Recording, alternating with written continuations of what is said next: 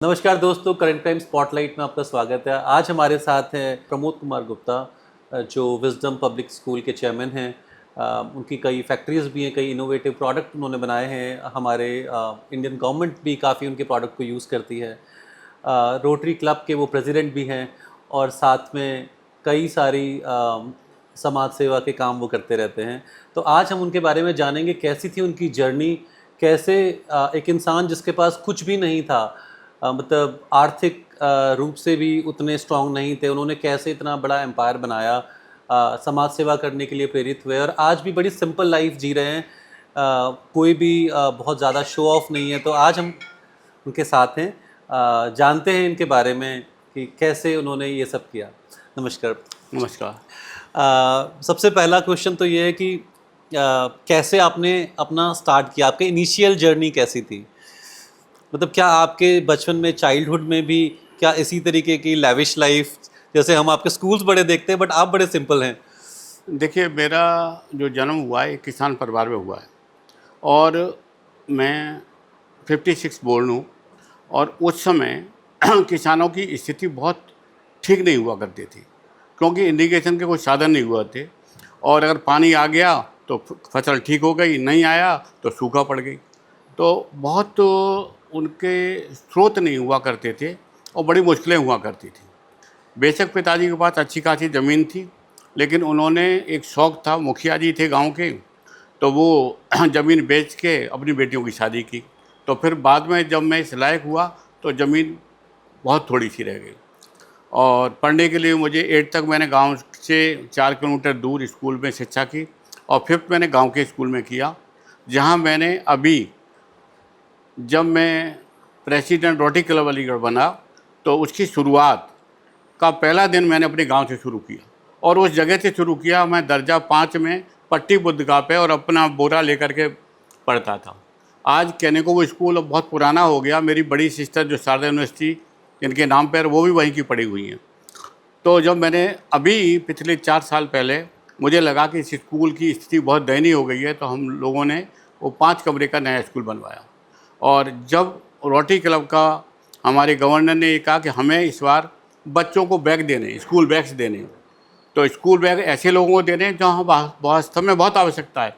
Convent school में तो कोई ज़रूरत नहीं है जी। लेकिन जहाँ ग्रामीण अंचल है वहाँ आज भी लोग खाद की बोरी को काटा और सिला और बैग लटका के आते हैं। मैंने इसका अध्ययन किया तो पता चला कि वास्तविकता यही है। तो मैंने कहा क्यों ना शुरुआत अपने गाँव से और ऐसी जगह से क्यों ना करूँ जहाँ वास्तव में आवश्यकता है। जी। तो पहला मैंने अपना रोटरी क्लब का पहला शुरुआत मैंने वहाँ से की। जी, बड़ी कमाल की बात है कि जब भी हम स्कूल्स की विज्ञापन देखते हैं और काफ़ी सारी चीज़ें देखते हैं, हमें लगता है कि सारे बच्चे, सारे जो संसाधन उनके पास अवेलेबल हैं। बट जैसे आपने बताया कि बोरियों को सिल के भी स्कूल बैग्स बनाए जा रहे हैं, तो ऐसा नहीं है कि पूरा इंडिया एक सा है।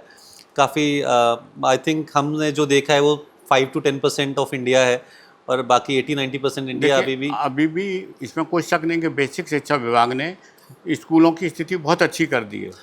लेकिन कुछ स्कूल जो प्राइवेट हैं और जहाँ वास्तव में सरस्वती स्कूल हैं, जहाँ वास्तव में शिक्षा अच्छी होती है, जी। वहाँ स्ट्रेंथ बहुत अच्छी है।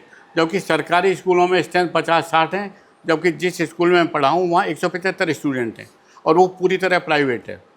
तो वहाँ सरकारी स्कूलों में तो गवर्नमेंट 150 रुपये देती है बैग के लिए, जो पेरेंट्स के अकाउंट में जाता है और पेरेंट्स उसका उपयोग अपने पर्सनल काम में लेते हैं, बैग बच्चा खरीदता नहीं है। आज भी वही प्रणाली से लोग चल रहे हैं कि वो बैग जो बोरी बोरी का, जैसे पुरानी पैंट का बना लिया, पुराने कपड़ों का बना लिया और वही लेके आते हैं। जी। तो पहले आपने जैसे आजकल काफ़ी स्टार्टअप्स आते हैं, एंटरप्रेन्योर्स बनते हैं, काफ़ी फंडिंग की बातें होती हैं, पर क्या आपके साथ भी ऐसा था, या फिर जब आपने अपना पहला बिजनेस स्टार्ट किया, क्या आपके पास भी उतने फंड एलोकेट थे या रिसोर्सेज थे, या फिर आपने धीरे धीरे करके कैसे ये जर्नी स्टार्ट की? देखिए, आज और पहले में बहुत फ़र्क है। आज बैंक फाइनेंस करती है, आप अपने एजुकेशन के सर्टिफिकेट दीजिए, आपको लोन मिल जाएगा। उस ज़माने में ये सब कुछ भी नहीं था। जब मैंने 1976 में डिप्लोमा मैकेनिकल इंजीनियरिंग किया तो मेरी मुलाकात मेरे एक जो पार्टनर हैं श्री लक्ष्मण प्रसाद विज्ञान रतन जी से हुई और उन्होंने कहा कि बेटे, एक जैन साहब हैं जो साउथ में रहते हैं, वो नंबरिंग मशीन बनाते हैं और तमिलनाडु में कुछ हिंदू लोगों के साथ अत्याचार हो रहे थे, तो उनका मन में आया कि क्यों ना एक कंपनी हम नॉर्थ में खोलें। उस विचार के साथ, उसके साथ उन्होंने मुझे प्रपोज किया और मैं उस समय 20.5 साल का था। 2.5 दिन की यात्रा के बाद मैं तमिलनाडु पहुंचा, और क्योंकि लैंग्वेज प्रॉब्लम भी थी, लेकिन जो उसके ओनर थे वो, उनका बेटा मुझे लेने स्टेशन आया और मैं उनके घर गया। उनके मन में ये विचार था कि इसको हम कहीं होटल में या कहीं रख देंगे और इसको 1 आध महीने ट्रेनिंग देंगे, फिर नॉर्थ में कुछ सोचेंगे बनाने को। इत्तेफाक से शाम को जब हम खाना खा रहे थे तो उन्होंने मुझसे कुछ टेक्निकल 20 सवाल किए। साथ में उनके दोनों पुत्र भी बैठे हुए थे, जो एक जर्मनी भी जा चुके थे और एक उनके कॉमर्शियल चीज़ें देखते थे।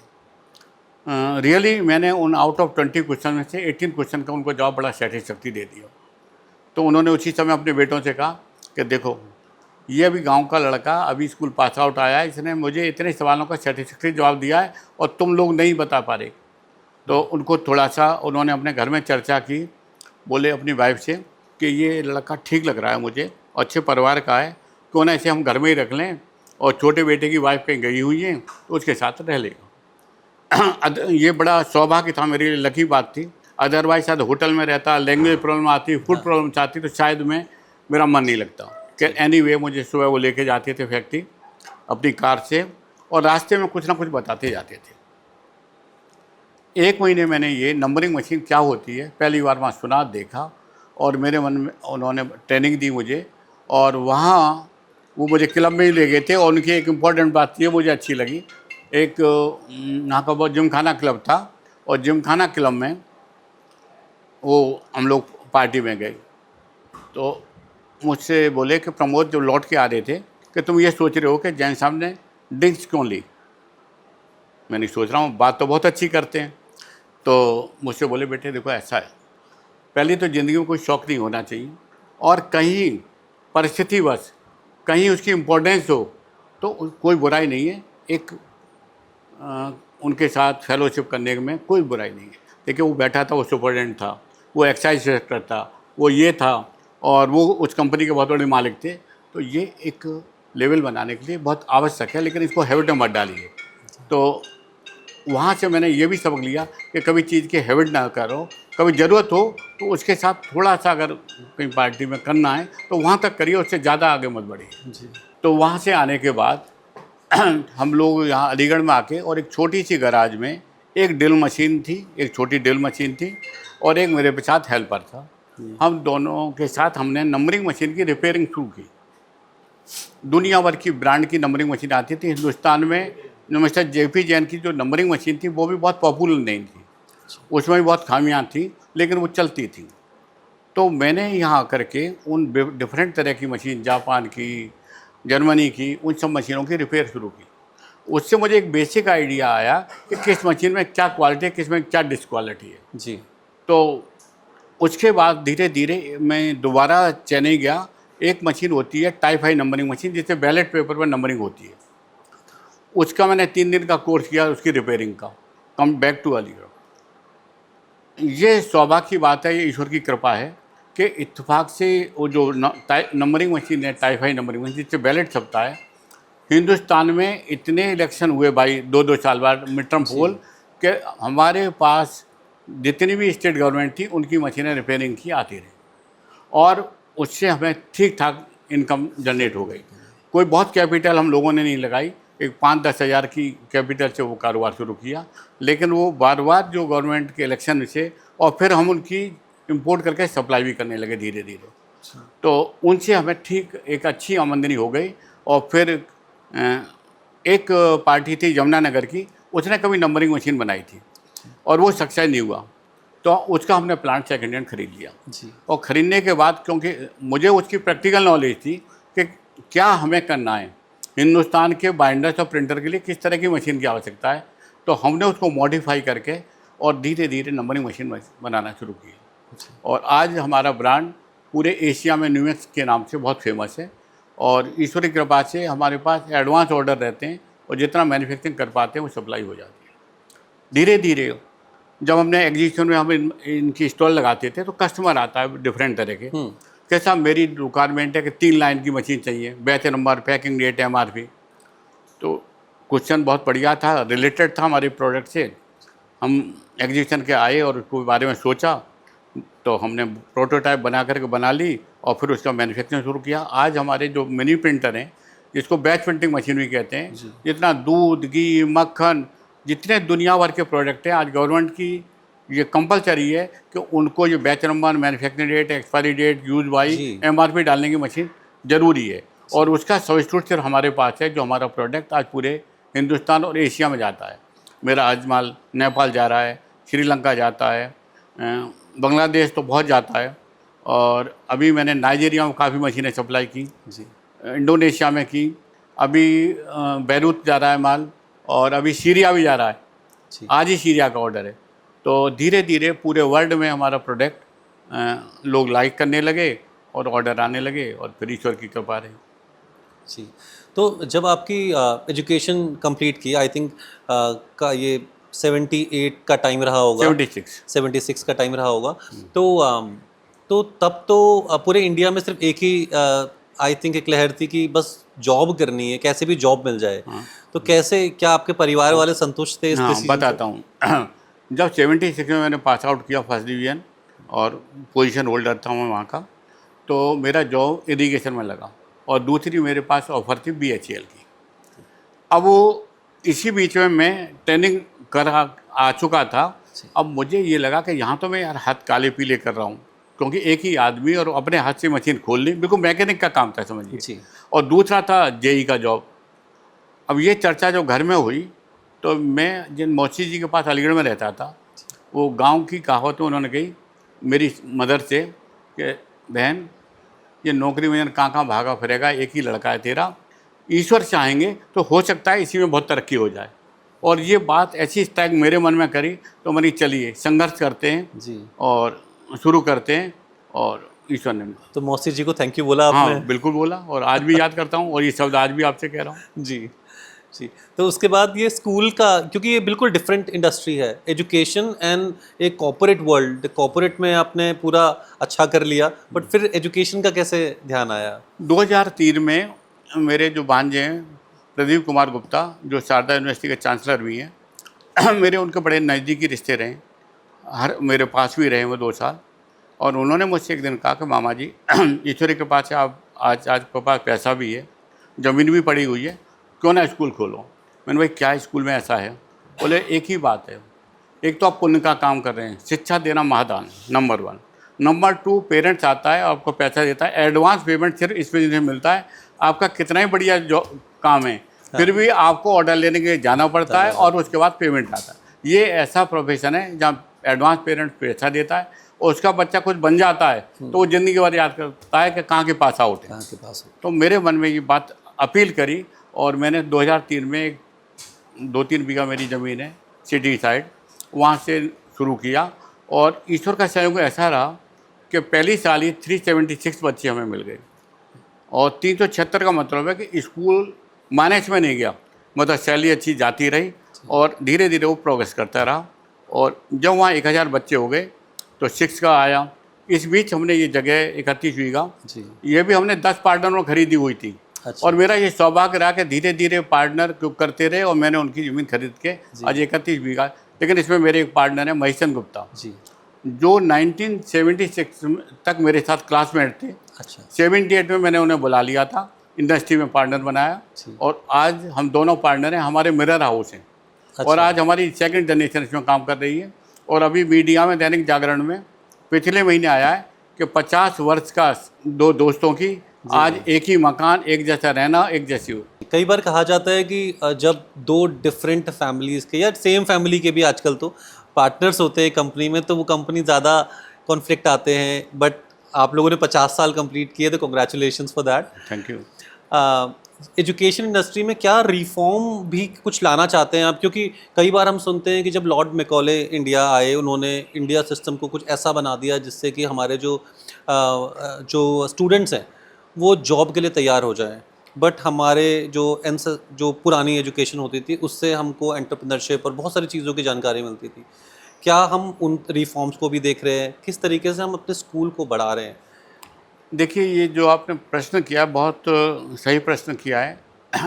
दुनिया में चेंजेज होते हैं जी, और अगर आपने चेंज नहीं किए तो आप सक्सेस नहीं हो सकते, आप ऊपर नहीं जा सकते। ये विजडम स्कूल में मैं बहुत इनोवेटिव काम करता हूँ हर चीज़ में, और इनोवेशन हर चीज़ में ज़रूरी है, चाहे एजुकेशन हो, चाहे इंडस्ट्री हो, एवरी। यहाँ हमने बच्चों के 4 हाउस बनाए हुए हैं जी और इनमें अक्सर हर महीने इंटरेक्शन कराते हैं किसी सब्जेक्ट के ऊपर।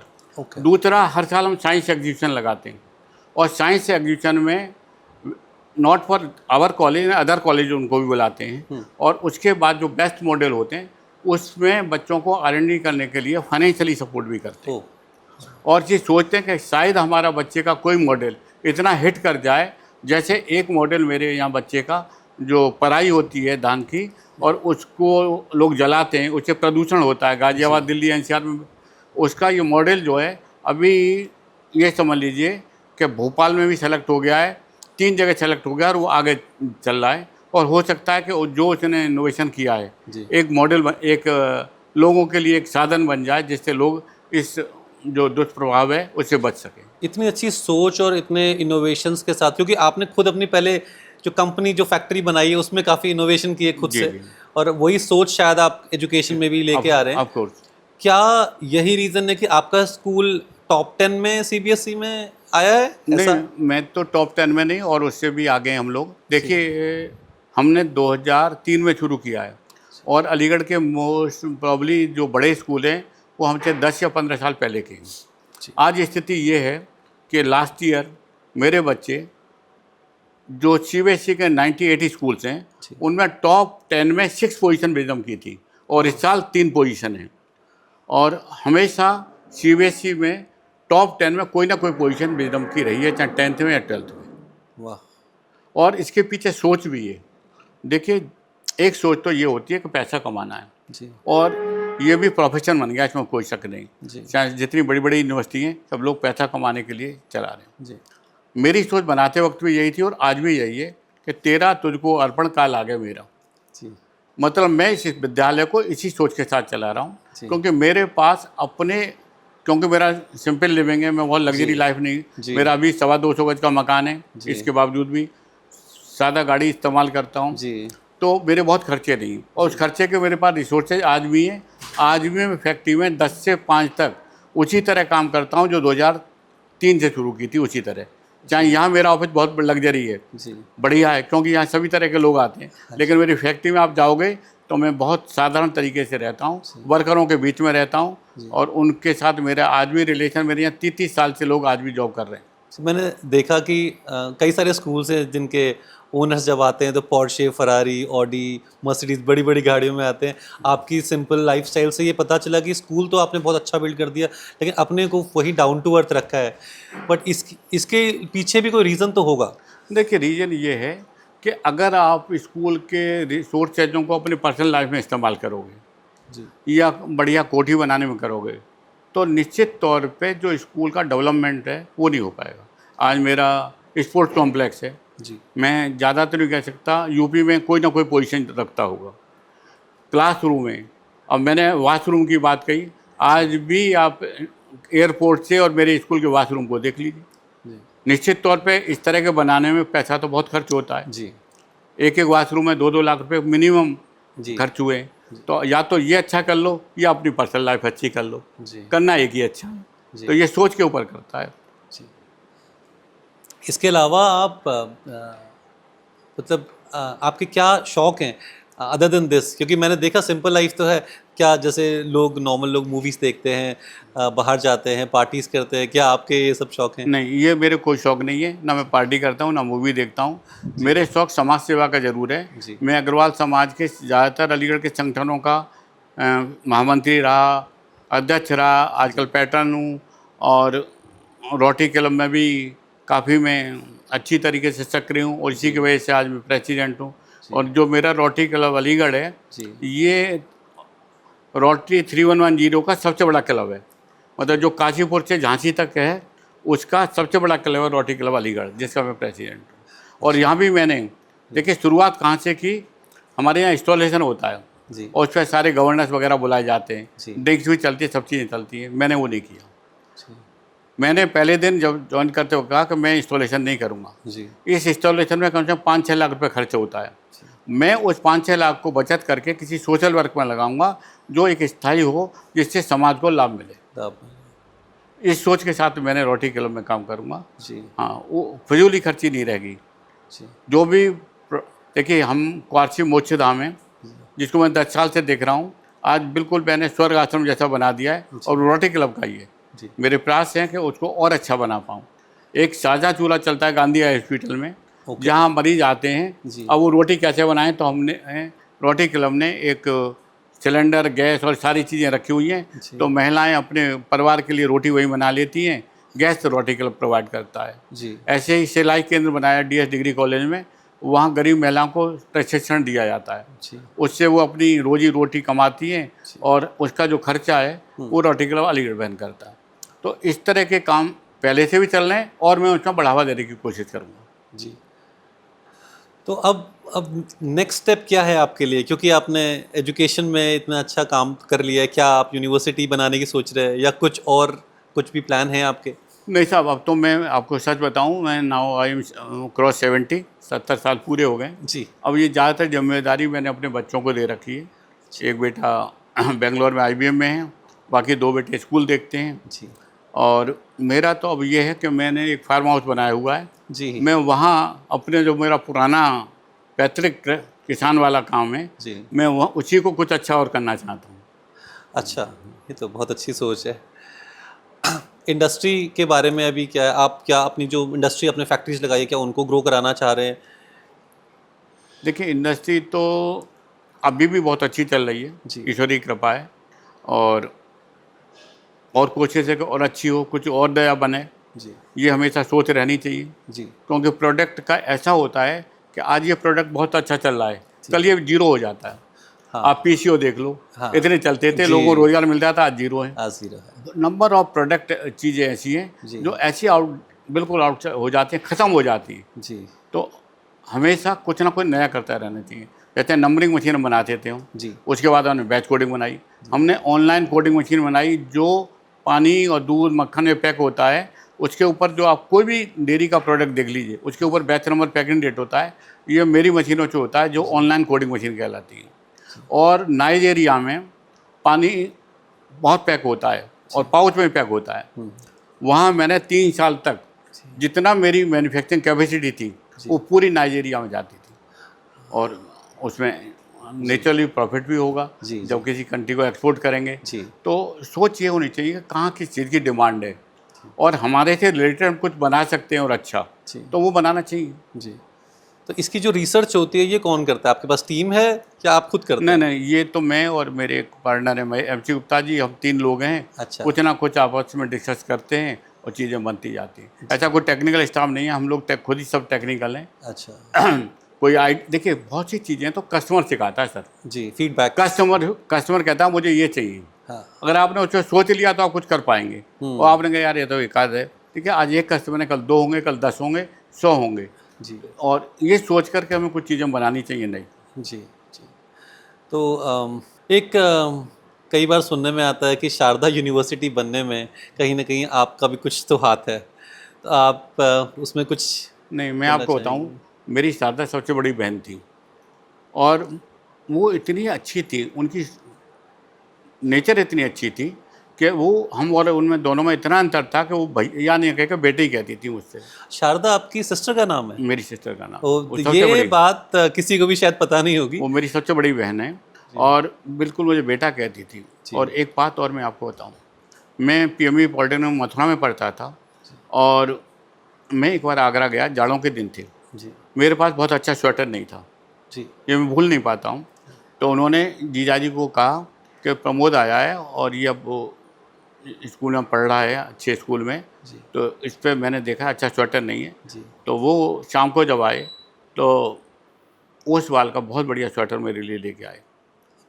तो उन्होंने बहुत ख्याल रखा जी। और अच्छे परिवार में थी। और जब उनके बड़े बेटे PK गुप्ता, YK गुप्ता जब बड़े हुए तो मेरे जीजाजी ने ये सोच किया कि भाई प्रमोद भाई नेचर बहुत अच्छा है मेरा साला जी, तो क्यों ना मैं उनके मार्गदर्शन में उनको भेजूं। और जो आज चांसलर हैं शारदा यूनिवर्सिटी के जी, 2 साल अलीगढ़ में आए और इत्तेफाक की बात है मैं भोपाल जर्नी कर रहा था, बैठा हुआ MPSRTC किसी काम से गया था। तो देखिए मैं उस समय कोई वो नहीं करता था, जो मिनी बस चलती है उसमें बैठा हुआ था जी और वहाँ जा रहा था। तो बराबर में मेरा स्टूडेंट बैठा हुआ था। तो मैंने उससे पूछा, बेटा व्हाट इज़ दिस? बोले दिस इज मिनी डॉक्टर। मैंने कैन आई सी? बोले उसने मुझे दे दिया। मैंने उसको देखा, मैंने कहा यार ये तो हमने भी ड्राइंग बनाई है, हमारे ज़माने में तो टी चलती थी लकड़ी की, इतनी लंबी चौड़ी, और उस साइकिल में हम लगा लेते थे। बोले साहब वो तो आउटडेटेड हो गई, अब ये मिनी डॉक्टर है। मैंने उसको देखा, मुझे अच्छा लगा। तो मैंने बोले सारे बच्चे रखते हैं? बोले हाँ। जी सारे इंजीनियरिंग कॉलेज में ये चलता है? बोले हाँ। तो जैसे ही मेरे भांजे अलीगढ़ में आए, वो आइडिया मेरे क्लिक कर गया कि मैं तुम्हें मिनी डॉक्टर बनवाता हूँ। और मैंने यहाँ डाइयाँ वाई, क्योंकि टेक्निकल था, तो मैंने डाइयाँ वाइयाँ बना करके पूरा सेटअप करके 1 साल अलीगढ़ में प्रोडक्शन शुरू करने के बाद जी PK गुप्ता जी आगरा चले गए, वहाँ उन्होंने शुरू किया जी। मिनी डॉक्टर का काम। और वहाँ से वो ड्राइंग इंस्ट्रूमेंट बनाने लगे और चले गए चेन्नई।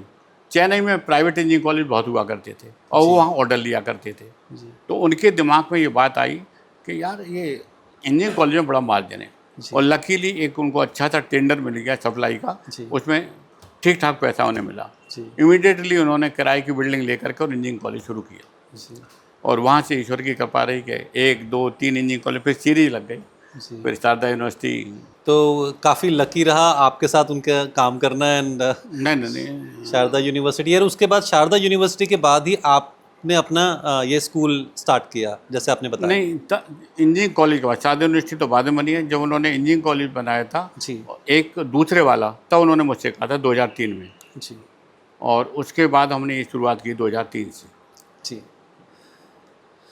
तो मेरे आदर्श APJ अब्दुल कलाम बहुत रहे हैं। अच्छा और यहाँ इस स्कूल में 15 अक्टूबर को उनके बर्थडे बहुत अच्छी तरह से सेलिब्रेट की जाती है, बहुत अच्छी तरीके से।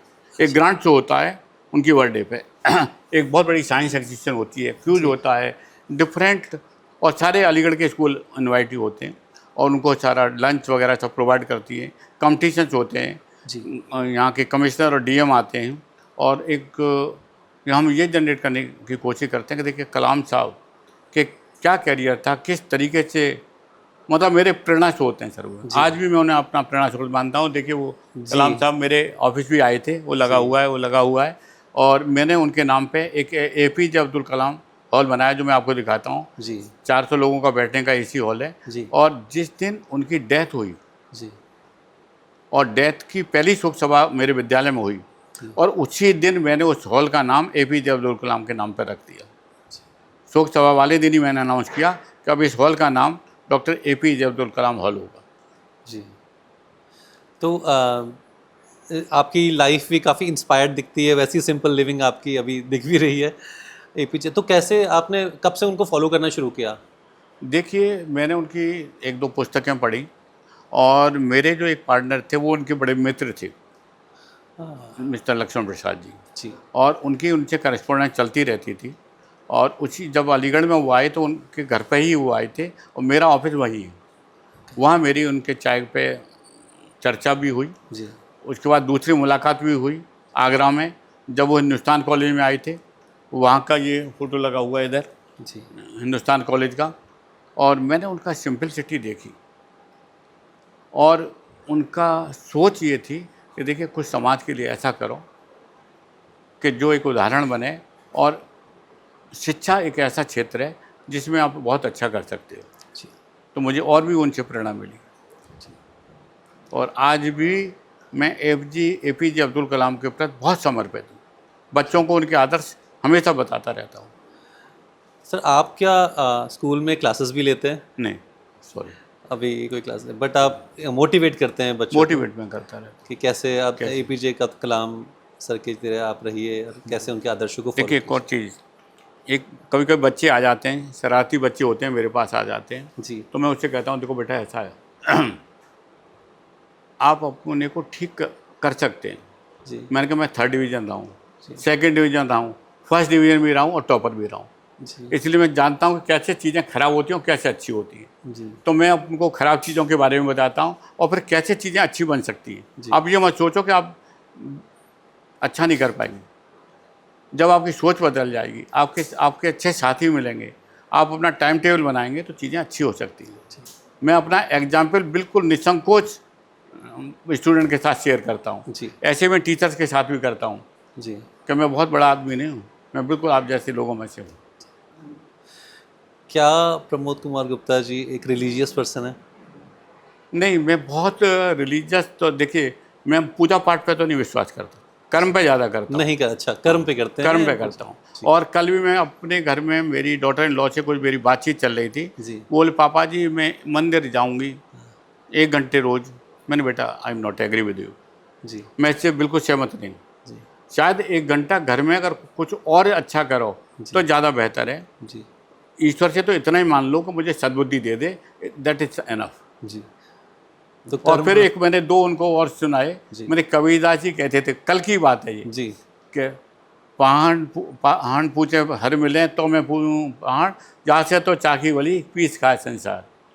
तो मैंने कि देखो कबीरदास रहमान जी ने इतने वो लिखे हैं, इनको अच्छी तरह समझने की कोशिश करो। जी। ये नहीं है कि अरे सब अगर पूजा से ही अगर सब कुछ मिल जाए तो फिर क्या फिर करने की मंदिर जरूरत में ही ही नहीं बैठे है। रहे दिन फिर भर। कैसे चीज़ें बनेंगी? जी अगर खाने में थोड़ी बन जाएगा बिना हाथ चलाए। जी तो जी। कोशिश ये होनी चाहिए। पर इसे जो दोहा था इसका अर्थ समझाएंगे आप एक बार? देखो ये है कि अगर, कबीरदास जी ने कहा है हाँ कि अगर मैं पत्थर की पूजा करके अगर मुझे सब कुछ मिल जाए जी जी। तो मैं दिन भर पूजा करता रहूँ। हाँ अच्छा। जी फिर उन्होंने कहा कि ज़्यादा तो चाकी वाली पीस खाए संसार। चाकी फिर भी अच्छी है कि उसको पीसने से कम अन्न तो पिस जाता है, आटा तो पिस जाता है। जी जी। तो पत्थर पूजा बहुत पॉजिटिव चीज़ नहीं है। ये जो आपने बिजनेसेस खड़े किए और उसके बाद स्कूल भी बनाया, तो इसमें कभी रुकावटें भी आई होंगी? देखिए, सरकारी रुकावटें तो आती रहती हैं जी और उसमें संघर्ष करना भी पड़ता है। जी आपकी चीज़ें ठीक हैं तो लेटर एंड शूट ठीक हो जाएगी। जी कि कभी आ गया कि साहब इसमें वाटर हार्वेस्टिंग नहीं है, मैंने ईश्वर की कृपा से शुरू में ही लगवा लिए थे। अच्छा तो थोड़े से सरकारी बाधाएं तो आज के ज़माने में आती रहती हैं। अब जैसे अभी 100 के भी का था, 250 को कराया तो बड़ी दिक्कतें आई, जी। लेकिन लेटर एंड शूट से हो ही जाता है। अब जैसा समय है उसके हिसाब से चलना पड़ता है। तो सर आज की जो नई जनरेशन है, जो आपके यहाँ बच्चे पढ़ रहे हैं, हम चाहते हैं कि आप हमारी ऑडियंस को भी कुछ बताएं कि कैसे एक अच्छी लाइफ जिएं, कैसे, जैसे एंटरप्रेन्योरशिप के लिए भी आपने बड़ा अच्छा बताया कि पहले ज़माने में तो कोई फंड्स अवेलेबल नहीं होते थे, नो मेहनत करके आप सब कुछ अचीव कर सकते हैं। तो जल्दी पाने की जो लालसा है लोगों को में आजकल, उसके लिए काफ़ी तरीके की चीज़ें लोग करते हैं। तो क्या आपका एक मैसेज है सब लोगों को? देखिए, मैं तो आज भी ये मानता हूँ कि एक पुरानी कहावत है, सीढ़ी दर सीढ़ी चढ़ने में ज़्यादा सफलता मिलती है। एकदम आप ऊपर जंप लगाओ तो कभी कभी ऐसी संभावना होती है कि आप नीचे भी गिर जाते हैं। जी तो मेरा मानना है कि चीज़ों को समझो, सोचो, अच्छी तरह से उसका अध्ययन करो, फिर स्टेप बाय स्टेप उसको आगे बढ़ाओ। Don't go to very fast. जी। मतलब हो सकता है कि I am not right, but this is my thought. आपकी ये जर्नी है जिससे आपका एक्सपीरियंस जी जी। ये आप बता रहे हैं, ठीक है। और बच्चों के लिए देखिए, अब्दुल कलाम को आदर्श बनाएं। बिल्कुल बनाएं, और ऐसे लोगों जो हमारी महान विभूतियाँ हैं, ऐसा नहीं है अब्दुल कलाम है, और भी लोग हैं। जी कभी कभी मुझसे एक सवाल हुआ मेरे साथ कि आप गांधी और अब्दुल कलाम में किसको वेटेज देंगे। जी ये बड़ा टिपिकल सवाल था। तो फाइनली मेरा जवाब था कि मैं अब्दुल कलाम जी को दूंगा। बोले क्यों भाई? मैंने इसलिए दूंगा कि उनका चाहे हिंदू हो या मुसलमान हो, चाहे स्टूडेंट हो, चाहे कोई भी हो, हर एक के लिए वो माने थे। गांधी जी के आलोचक भी बहुत हैं, आलोचक भी है। बहुत हैं। उनके कुछ कामों को आज भी लोग ये कहते हैं कि वो अच्छे नहीं हुए, आज देश के हित में नहीं हुए। हित में नहीं।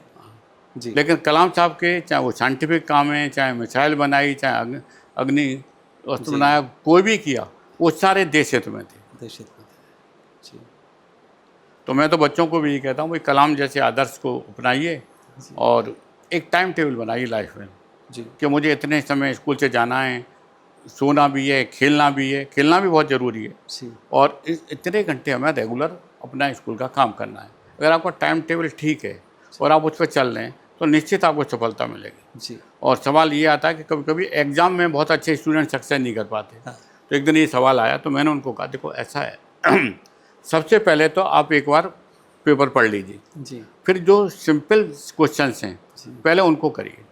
कभी कभी क्या होता है, अच्छे स्टूडेंट एक टिपिकल क्वेश्चन पर अटक जाते हैं और आधा घंटा उनका चला गया, जी घंटा रह गया, ढाई, जी 4-6 क्वेश्चन उनके रह गए। तो ये एक ट्रिक अपनानी चाहिए कि हम कैसे एग्ज़ाम में अच्छे मार्क्स लाएं और कैसे क्वेश्चन को अटेम्प्ट करें। सीबीएसई में अगर कुछ रिफॉर्म कराना हो तो क्या वो चीज़ होगी जो आप रिफॉर्म करवाना चाहेंगे? देखिए, वैसे तो सीबीएसई में अभी और पिछले 5 साल में काफ़ी डिफरेंसेस आए। जी अभी सीबीएसई कहती है किताबी से ज़्यादा प्रैक्टिकल के ऊपर आ गई है। जी दूसरा, गेम्स के ऊपर सीबीएसई का बहुत अटेंशन है। जी अभी एक कंपलसरी कर दिया है गेम्स का सब्जेक्ट। यस तो वो कहती है हेल्थ इज़ वेल्थ, अगर आप स्वस्थ रहेंगे तो अच्छा पढ़ेंगे, इसीलिए आप खेलिए। जी और स्कूलों पे भी काफ़ी सीबीएसई का वो है कि आप प्लेग्राउंड अच्छा बनाइए, इसको गेम्स की फैसिलिटी अच्छी दीजिए, इंडोर गेम्स बनाइए। और टेक्निकली बुक्स में तो पहले से ही है, लेकिन अभी क्वेश्चन थोड़े से डिफरेंट कर दिए हैं, वो मोर प्रैक्टिकल हैं। जी।